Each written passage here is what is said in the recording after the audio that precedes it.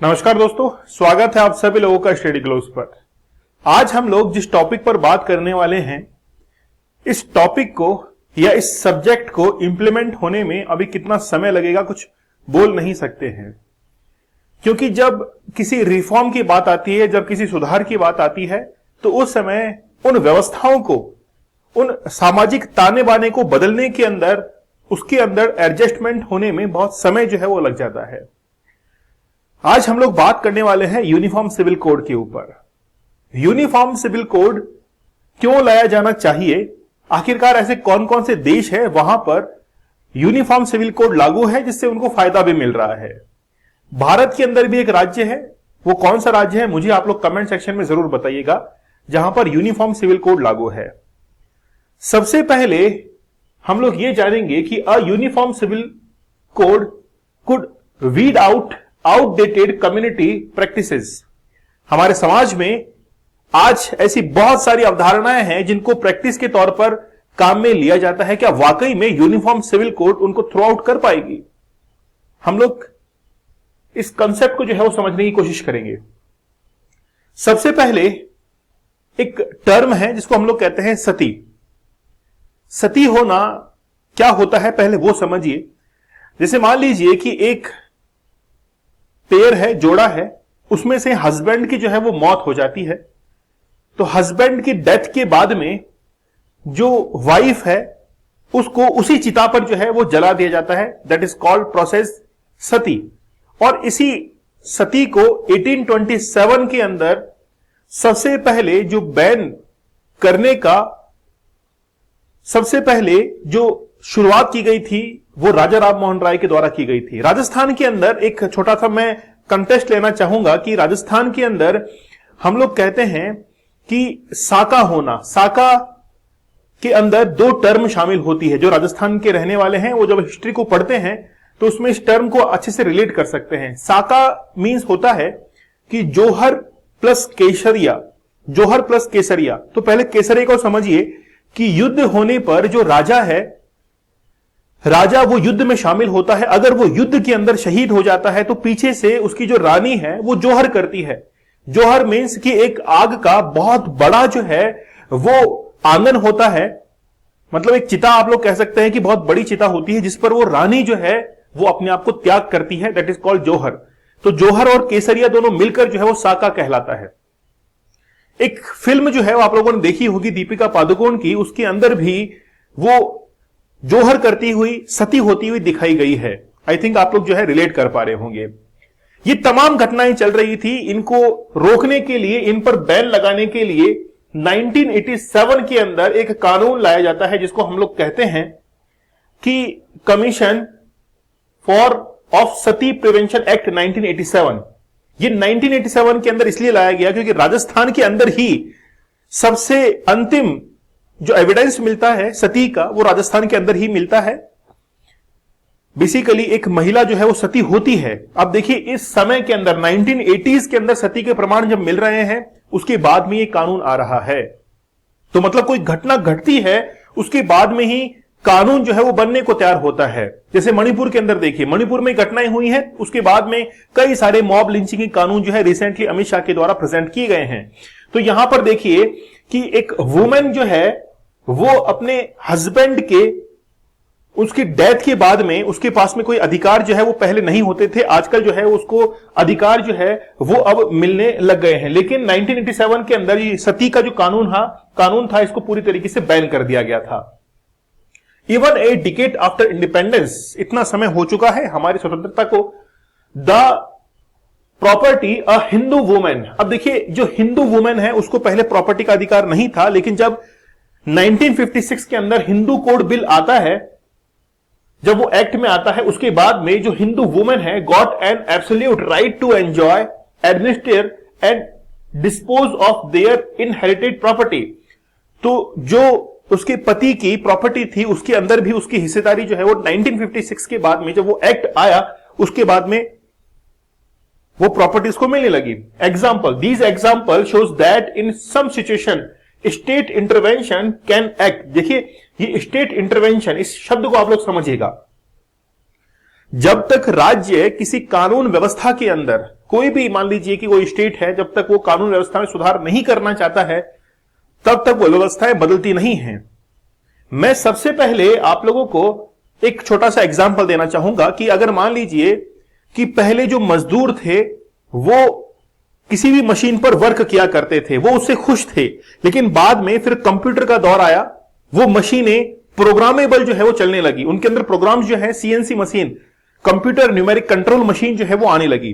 तो वो मजदूर थे, उनको बड़ी परेशानी होने लगी कि यार ये अब सीएनसी मशीन आ गई है, तो बहुत सारे कर्मचारी जो कि एडजस्ट नहीं कर पाए थे उनको बाहर निकाला गया कंपनी से। क्यों? क्योंकि वो एडजस्ट नहीं कर पा रहे थे। इसीलिए सोसाइटी के अंदर भी जब कोई नया कानून आता है तो सोसाइटी को एडजस्ट करने के अंदर बहुत समय जो है वो लगता है और विरोध भी होता है। सोसाइटी के लोग विरोध करते हैं क्योंकि जब कोई नया कानून आता है तो विरोध उसका जायज है। इस पिक्चर को आप लोग ध्यान से देखिए। यह एक पिक्चर दिखा रही है कि यहां पर एक महिला को सती किया गया है। सती मीन्स उसकी पति की चिता पर उसको लेटाया गया है, आप लोग देख सकते हैं इस पिक्चर के अंदर। और ये दूसरी महिला जो है वो यहां पर इसको तैयार किया जा रहा है कि ये महिला जो है वो क्या हो सकती है, सती। अब इसको सती करना है। ये लोग यहां पर प्रोटेक्शन के लिए है कि कहीं ये महिला जो है वो यहां से भाग नहीं जाए, या फिर देखिए किस तरीके से। तो ये पूरी व्यवस्थाएं जो है कहीं ना कहीं इमेज ये शो करती है कि सती जो है वो किस हद तक जो है वो भारत के अंदर उस समय प्रचलन के अंदर था। हम लोग जिक्र करना चाहेंगे आर्टिकल 44 की। इंडियन कॉन्स्टिट्यूशन के अंदर जब हम लोग एक पार्ट को पढ़ते हैं, नीति निर्देशक तत्व, directive principle of state policy, जो कि आर्टिकल नंबर 36 से 51 तक पढ़ा जाता है, उसके एक आर्टिकल 44 में यह लिखा हुआ है कि देश के सभी नागरिकों के लिए यूनिफॉर्म सिविल कोड जो है वो लागू होना चाहिए, है ना। अब देखिए, डीपीएसपी कभी भी कोर्ट के द्वारा एनफोर्समेंट में नहीं लाया जा सकता है। अगर किसी व्यक्ति को, किसी भी नागरिक को अगर डीपीएसपी नहीं मिलते हैं तो वो कोर्ट के अंदर नहीं जा सकता है। राज्य के लिए, स्टेट जो गवर्नमेंट है उनके लिए ये निर्देश है कि आप जल्द से जल्द ऐसी व्यवस्थाएं लेके आइए जिससे आर्टिकल 44 जो है कॉमन सिविल कोड वो लागू हो सके, यूनिफॉर्म सिविल कोड हम लोग उसको कहते हैं। तो देखिए इसमें लिखा हुआ है कि article 44 of the constitution provide that the state shall endeavour to secure for the citizen a uniform civil code throughout the territory of India. This provision can not be enforce by court, यानी कि जो court है वो इसको enforce नहीं कर सकता है, but it is directive to government, जो सरकार को निर्देश करते हैं, and it must guide policy making. मतलब जब सरकार पॉलिसी बनाती है तो उसके अंदर अगर यूनिफॉर्म सिविल कोड को लागू करती है तो आगे आने वाले समय के अंदर जो है वो यूनिफॉर्म सिविल कोड जो है वो लागू हो सकता है। होता क्या है वो सुनिए। हमारे देश के अंदर अभी हिंदू, मुस्लिम, जो सभी धर्मों के लोग हैं उनके लिए अपने अपने पर्सनल लॉ हैं। उनके लिए तलाक के, उनके लिए शादी के, उनके लिए गोद लेने के प्रथाएं जो हैं, ट्रेडिशंस, वो सबके अलग अलग हैं। हम चाहते हैं कि सारी व्यवस्थाएं एक जैसी हो जाएं, सबके लिए एक समान कानून जो है वो लागू हो जाए। जैसे एक भारतीय स्टेट, जो कि भारत का सबसे छोटा स्टेट है, गोवा के अंदर अभी हाल ही के अंदर, यानी कि अभी रिसेंटली जो है वो चल रहा है यूनिफॉर्म सिविल कोड, ठीक है। कॉन्स्टिट्यूशन असेंबली के अंदर B R. Ambedkar was face with the argument. B R. Ambedkar ने भी इस आर्गुमेंट को फेस किया था और यह कहा था कि अगर मान लीजिए, उन्होंने रिमार्क किया कि if no intervention was permitted, अगर कोई भी इंटरवेंशन इसके अंदर परमिटेड नहीं होती है, कोई लॉ बनाना है उसके अंदर कोई इंटरवेंशन अगर नहीं होती है, तो the country would come to a standstill. मतलब एक जैसे पानी रुका हुआ जो होता है वो बदबू मारने लगता है, खराब हो जाता है, वैसे एक देश की व्यवस्था अगर रुकी रहेगी, उसमें कोई रिफॉर्म नहीं कर पाएंगे, तो सारी व्यवस्थाएं जो है वो एक ना एक दिन जो है वो खराब होने की ओर अग्रसर हो जाएंगी। तो बी.आर. अंबेडकर ने इसको पहले ही जो है वो भांप लिया था। तो the bill was which was the first large scale reform of the family navigated in independent India. तो जब हिंदू कोड बिल लाया गया था तो 1956 के अंदर सबसे पहला ये कानून था जो कि पूरे हिंदू जो कम्युनिटी है उसको एकजुट जो है वो करता है, सबके लिए एक जैसे लॉज जो है वो बनाता है। लेकिन अब वाकई में यह जरूरत है कि यूनिफॉर्म सिविल कोड जो है वो पूरे देश के अंदर लागू होना चाहिए। देखिए क्या है कि सारी व्यवस्थाएं एक जैसी होंगी तो बहुत सारी समस्याएं जो है वो दूर हो जाएंगी, बहुत सारी प्रॉब्लम जो है दूर हो जाएंगी। जैसे देश के अंदर अगर मान लीजिए कि जनसंख्या नियंत्रण के लिए कोई कानून आता है तो उस सबके ऊपर बराबर रूप से लागू होना चाहिए। ऐसा नहीं हो कि किसी के ऊपर लागू हो रहा है, किसी के ऊपर लागू नहीं हो रहा है, इससे डिस्क्रिमिनेशन और बढ़ जाता है, ठीक है। तो अब देखिए क्या है कि बेसिकली हिंदू जो कोड बिल है वो 1956 के अंदर एक्ट के अंदर लाया गया था। अब ये कितना जरूरी है उस पर हम लोग बात करते हैं कि एक देश है टर्की, आजकल जो है इसने अपना नाम चेंज कर दिया है, तुर्की कर लिया है। 1926 के अंदर जो है वो बेसिकली क्या लेके आता है, एक कानून लेके आता है जो कि ओवरराइड करता है किसको, शरिया को। शरिया जो लॉ है उसको ओवरराइड करता है, ठीक है, और वहां पर यूनिफॉर्म सिविल कोड लाया जाता है जिसकी मदद से जो भी प्रॉपर्टी के, मैरिज के, है ना, कस्टडी ऑफ चिल्ड्रन के, ये तमाम अधिकार जो है वो सभी लोगों पर समान रूप से लागू हो जाते हैं, चाहे फिर वो किसी भी रिलीजन से जो है वो बिलोंग करता हो। इससे वहां के जो रहने वाले लोग हैं उनको काफी इससे सहूलियत जो है वो फील होती है। मुझे एक इंटरव्यू जो है वो असुद्दीन ओवैसी का याद है, जो कि अभी सांसद हैं, उनसे न्यूज चैनल के ऊपर एक इंटरव्यू के अंदर पूछा गया था कि आपके लिए शरिया पहले जरूरी है या फिर संविधान। आप सोच पा रहे हैं कि इस क्वेश्चन को पूछने में प्रॉब्लम कहां पर है? इस क्वेश्चन के बनने में ही प्रॉब्लम है। सोच के देखिए क्वेश्चन बनाने वाले ने आखिरकार क्या सोचा होगा इस क्वेश्चन के बारे में कि ऐसा क्वेश्चन पूछा जाए। जब ये क्वेश्चन पुटअप होता है तो देश की जनता के सामने क्वेश्चन जो है पुटअप होता है कि यार वाकई में क्या शरिया ज्यादा बड़ा है या फिर संविधान। सोच के देखिए कि ओवैसी ने क्या इसका आंसर किया होगा। ठीक है, तो ऐसे बहुत सारे एग्जांपल हैं। टर्की नहीं, हमारा पड़ोसी देश है नेपाल, जिसने 2017 के अंदर नेपाल के अंदर यूनिफॉर्म सिविल कोड जो है वो लागू किया था।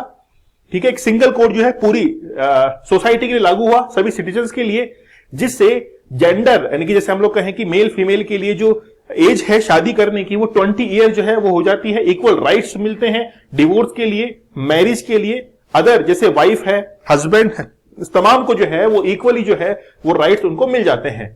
ठीक है, तो preventing the wife from the pursuing a profession after marriage.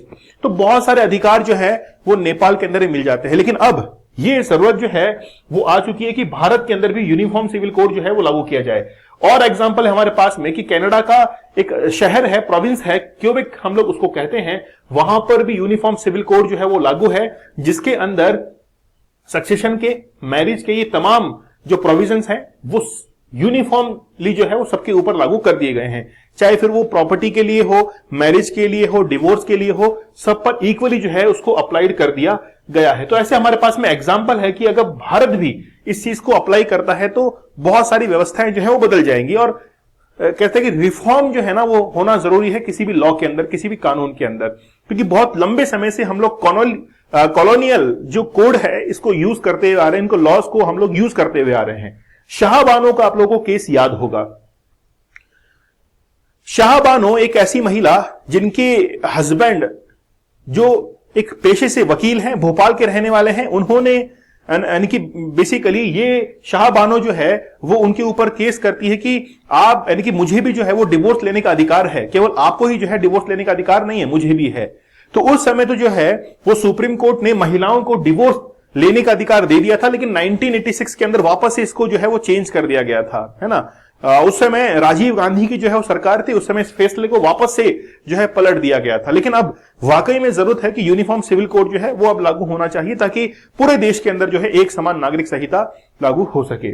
चलिए, लेक्चर कैसा लगा मुझे आप लोग कमेंट सेक्शन में जरूर बताइएगा।